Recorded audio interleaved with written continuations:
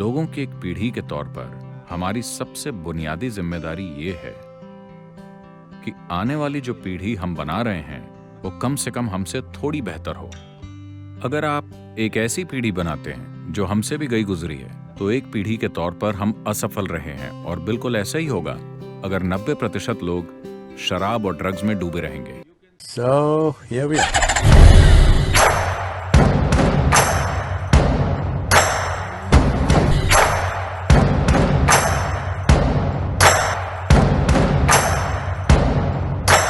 हमें ये बताइए कि योग को प्रचलित करने के लिए क्या सच में एक अलग दिन की जरूरत है?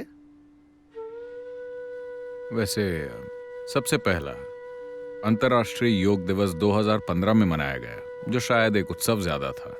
लेकिन इस साल उत्सव मनाना उद्देश्य नहीं है, अब ये एक अभियान बन गया है और सचमुच काम शुरू हो गया है।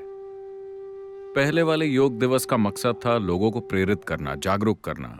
अब हम कोशिश कर रहे हैं कि ये एक जीता जागता अभ्यास बन जाए। तो संयुक्त राष्ट्र में मैं इस बार 2 सत्रों में भाग ले रहा हूँ। एक 20 जून को, जिसमें मैं 2 घंटे के लिए बोलने वाला हूँ, योग के विज्ञान के बारे में बताने वाला हूँ कि कैसे योग विज्ञान का किसी विशेष संस्कृति या राष्ट्रीय पहचान से कोई लेना देना नहीं है।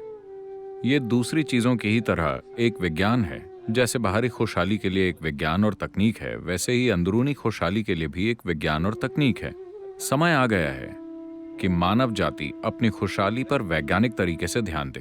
तो इस मायने में योग अब भारत से भी बड़ा है। आप इसे सिर्फ भारत तक सीमित नहीं रख सकते, ये विश्व स्तरीय चीज है। अगर आप कहते हैं कि योग भारतीय है तो ये कुछ ये कहने जैसा हुआ कि गुरुत्वाकर्षण यूरोपीय है, क्योंकि यूरोपियन लोगों ने गुरुत्वाकर्षण की खोज की थी। तो ये कहना तो बिल्कुल गलत होगा। हमें गर्व है कि ये इस धरती से आया है, लेकिन इसका इस देश से कोई लेना देना नहीं है। इसका संबंध सिर्फ मानव तंत्र के साथ है। तो दुनिया ऐसे मुकाम पर पहुंच रही है जहां इंसान की बुद्धि इतनी तीव्र हो गई है जैसे पहले कभी नहीं थी। पहली बार ज्यादातर लोग खुद के लिए सोचने में सक्षम हैं। इसका मतलब है कि पहले कोई पुजारी या पंडित या कोई धर्म ग्रंथ आपके लिए सोचता था। आज लोग खुद के लिए सोच रहे हैं। जब लोग खुद के लिए सोचना शुरू कर देते हैं तो वो सवाल पूछने लगते हैं। एक बार जब सवाल पैदा होते हैं तो इससे कोई फर्क नहीं पड़ता कि कोई बात किस धर्म ग्रंथ या सत्ता से आ रही है। जब तक वो आपको तर्क संगत नहीं लगती, वो ढहने वाली है। इस मायने में सारे स्वर्ग ढह जाएंगे अगले 25-30 सालों में। अगली पीढ़ी किसी बात को सिर्फ इसीलिए स्वीकार नहीं करेगी क्योंकि वो किसी खास धर्म ग्रंथ या सत्ता ने कही है। स्वर्ग तो बड़ी आसानी से ढह जाएंगे, लेकिन मनुष्य की कुछ अधिक अनुभव करने की लालसा खत्म नहीं होगी, ये हमेशा बनी रहेगी। इस वजह से ये अब बहुत जरूरी हो गया है कि योग का प्रसार हो, क्योंकि ये आपकी आंतरिक खुशहाली पर ध्यान देने का वैज्ञानिक तरीका है जो तार्किक रूप से सही है और इसे वैज्ञानिक तरीके से जांचा जा सकता है। अगर आप इस तरीके से आंतरिक खुशहाली नहीं लाते हैं तो मेरा मानना है कि अगले 50 से 60 सालों में 90% से ज्यादा लोग शराब या ड्रग्स का सहारा लेने लगेंगे। अच्छा, वो केमिकल्स का इस्तेमाल करेंगे अपने भीतर आंतरिक अनुभव प्राप्त करने के लिए। अगर आप उन्हें मौका ही नहीं देते कि कैसे वो अपने भीतर परमानंद में रह सकते हैं, अगर आप वो संभावना पैदा नहीं करते, तो यही होगा।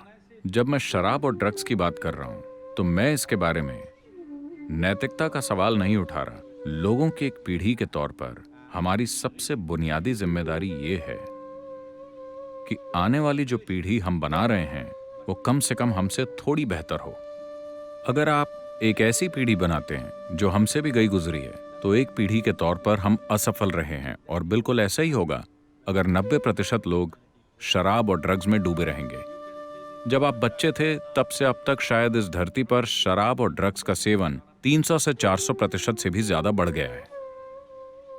तो बड़ी आबादी उस दिशा में बढ़ रही है। अगर आप किसी ऐसे तरीके या ऐसी तकनीक को प्रचलित नहीं करते जिसके जरिए हर इंसान अपने अंदर खुशहाली ला सके, अगर आप ऐसा नहीं करते तो आप मानवता को उस दिशा में ले जा रहे हैं।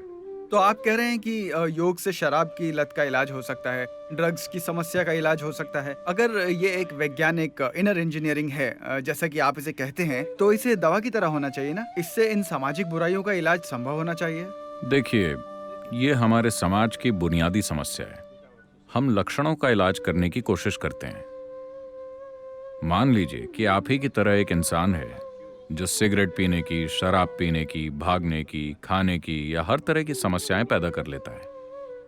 हम उन समस्याओं को ठीक करने की कोशिश नहीं करते। हमारा तरीका बस ये है, अगर आपका जीवन का अनुभव ऐसा है कि यहां बैठे हुए आप बिल्कुल आनंद में हैं, तो क्या आप में कोई भी विवशता होगी? नहीं।